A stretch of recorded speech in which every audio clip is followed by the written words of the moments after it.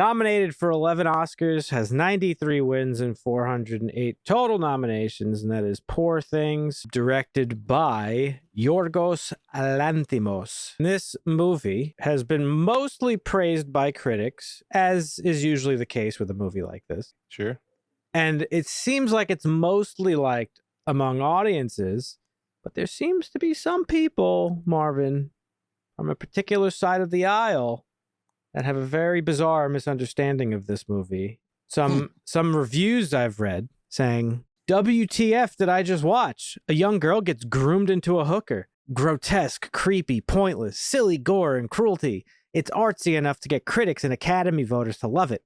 I thought Hollywood stopped portraying prostitution as fun, rewarding, and empowering. Or self-indulgent art for art's sake, but not enjoyable for actual people. So there are some people that have very strong negative feelings about it because they think this was a softcore porn. Bella Baxter, and there is a world to enjoy, circumnavigate. It is the goal of all to progress, grow. A woman plotting her course to freedom. But this is about, it's a young woman who kills herself while pregnant, and she's discovered by a doctor who takes the baby's brain and implants it into the body of the adult woman who tried to kill herself. So we have a physical adult female with the mind of a child, and the movie's about her essentially growing up and experiencing life. It stars Emma Stone as Bella Baxter, Mark Ruffalo as Duncan Wedderburn, Willem Dafoe as Godwin Baxter, and Rami Youssef as Max McCandles. Very interesting movie for sure. I came in thinking, how good can this movie be? This story is as old as time. The journey of venturing out into the unknown and becoming yourself, that sort of thing. But it had a good twist. It did. We've obviously seen it before. Recently, very the recently. Oscar competitor, Barbie, had similar vibes. This is basically the hard R-rated version of Barbie. I really enjoyed this movie, and I think it was deserving of all the wins that it got. It had a lot of funny moments. Everything between Emma and Mark Ruffalo was gold. This movie was fucking hilarious. And Willem Dafoe played a great Dr. Frankenstein or whatever. Yeah. I love the art style too, honestly. It gave me Alice in Wonderland or Willy Wonka or even Dr. Seuss vibes or something. It was just a really wacky type of feel to it, but it was very fitting. This reminded me a lot of a Michel Gondry film. Very whimsical, filmmaking and set design and stuff like that. This whole movie was filmed with that fishbowl lens. That's very Tim Burton feel. Little Tim Burton in there as well. Tim Burton, yeah. Well, I love it when movies get you in this mindset of this isn't the real world. This is a world. Yeah. So you can automatically suspend your disbelief of, well, that wouldn't happen or they wouldn't do that when you're in oh, this is a totally different type of world. So whatever they're explaining or telling me, I can be yeah, sure. Very important for Dusty. What nitpick did you have that you were able to suspend? I didn't have any. I didn't have any nitpicks with this. No, this is a great movie. It was hilarious at times, and it was awkward at times, and it really explored humanity. It was thought-provoking. A good philosophical debate to have, what if, a child had to develop in the human body, and what kind of perils would they plunge themselves into? And I could see that. It'd be like waking up from a coma and not remembering anything, let alone who you are, and trying to rediscover life. I enjoyed it very much. People, I think, are looking at this movie very black and white. At least from what I've read, it's either a beautiful tale of a woman discovering herself and being independent, freeing herself from the shackles of abusive men in her life. And on the other hand, it's people being this is just an immoral sex fest. But I really think people are missing the point. And like Dusty said, there are some really interesting themes in there. This movie is exploring adult themes through the eyes of a child. And why would you do that? Well, because children are as pure as it gets. Right? Children are impulsive and they have no filter and they just kind of do and say what they want. They don't have any social cues or they don't know about all that stuff. Being a child is very pure. And it's in this way that I think the movie explores innocence and discovery about in the face of a cynical world. Yeah. About human nature. Like you just said, it showcases how we arbitrarily censor certain behaviors and the way society. Yeah, the way we impose societal norms upon each other. And I feel you don't think about it very often, just being an adult and existing. You just accept it for face value. It's like, oh, well, this is just how you behave. It's Right. only with like certain things that have recently become like talked about more, like sex workers and stuff like that. It's not just about like sex and prostitution, but like there's a very specific narrative with Mark Ruffalo where he's like, you're a whore and what you're doing is wrong.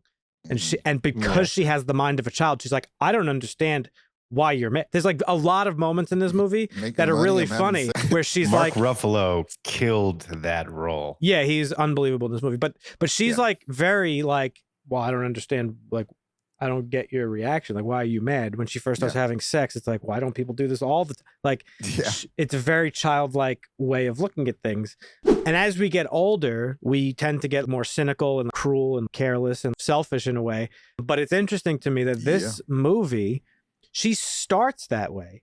You know, we see her, she's almost like a sociopath in the beginning of the movie. She's stabbing eyes of corpses and like, she has like no... Only the dead ones. Yeah, she has like no feelings whatsoever. And it's actually as she ages throughout the movie that she becomes more passionate and empathetic. And by the end of the movie, she decides she wants to be a doctor to actually like help people. And it's specifically because she's a child without those typical limitations that children have. Children are given a lot of like limits by adults. Like, you can't say this, you can't do that. You can't, and some for good reason. Obviously, kids can't just be running around doing God knows what. But it does shape how a kid grows up. And I think another big part of this movie too was about like familial kind of like trauma a little bit, and like how children are molded for good or bad by their parents and how they're raised, right? Yeah. I think the way she grew into herself was like awesome. Because she was progressing so fast that she wasn't like trapped in some of those, the same way you're saying, like kids are brought up a certain way, they get trapped into thinking a certain way, but she was progressing so fast.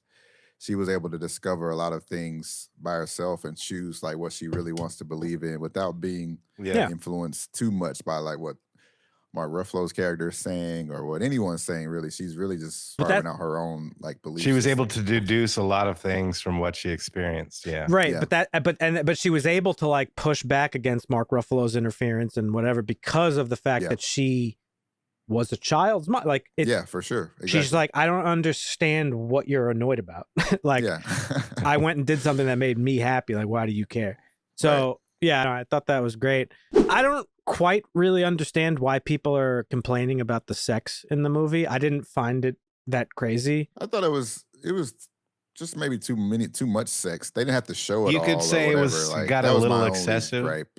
It was just a lot of sex. We don't have to see it over and over at this point. We've seen enough. So I actually think in this case, because we've talked about this before, we're like, well, that was unnecessary. I think in this case, it was important to the story and her character, because in our society, what's the most adult thing that you could do is have sex. Like, that is, by our societal standards, like the most adult thing, right? Sex is the defining thing that like is the transitional period between a child and an adult. It is when you have like when adolescence, right? It's when you have sex, like you will become an adult based on our like society. So I think that's why sex was so prevalent in the film. And it also obviously was like representative of like her freedom and her kind of just doing what she wants. It's her body, all that good stuff. The acting in this movie from everybody was phenomenal. Yes, Mark Ruffalo in this movie was like unbelievable. She was amazing. The set designs were amazing. We talked a little bit about that. Like the visuals were amazing, the cinematography. And like as a comedy, because this is a comedy, I thought the movie was hilarious. There were a lot of times I laughed out loud a lot of times. I think one of the best parts of the movie, he says, you know, you're always reading this is when she first starts to like that was grow. big, He's like, you're always reading, you're losing that cute way you talk or whatever he says. And he's really saying to her, like, I miss when you were easy to manipulate. Yeah, exactly. Because that's like the part She's of the movie. Too smart. Yeah, that's the turning point where she like does start to become like more independent and like basically saying fuck you to him and stuff like that. Excellent movie. Fantastic overall. I liked everything about it. I just thought that last 20 minutes maybe could have gone, but well, I'm not a writer, so I don't know. All the negative reviews have that exact same narrative of, wow, we're watching a child have sex. That's crazy. The weirdest thing was when she was like the dad with the two kids watching. With the two kids. Yeah, that was a little bit weird, but yeah, that was The weirdest part.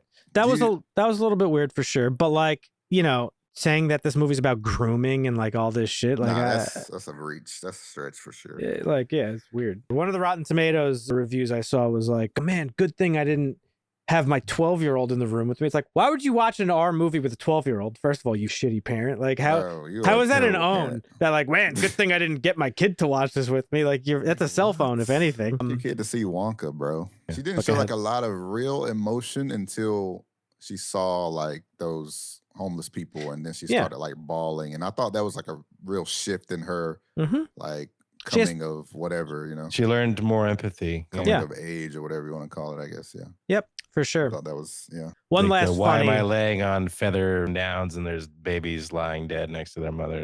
But yeah, no, I really enjoyed it. Not much bad to say about it. It's got an 8.0 on IMDb. I would give it probably, I think I would give it like a 9.5, to be honest. I would give it a 9. Yeah, deducting half a point because I thought that last 20 minutes or so was just felt like the movie had like concluded, and then it was like, but there's more. That's all. The only reason is I just thought we didn't need all the sex scenes. Yeah, I didn't actually. It's not a big deal, but you're a prude, Marvin. It's big enough of a deal. We saw enough sex. We didn't need the extra 10 extra sex scenes. Yeah, I'm just gonna give it a 7.5. It's not quite an 8 for me. Wow. I think but the length and the number of scenes, it wasn't all necessary. So you guys are prudes, is what you're saying? Yeah. No, it was just overdone. No, yeah.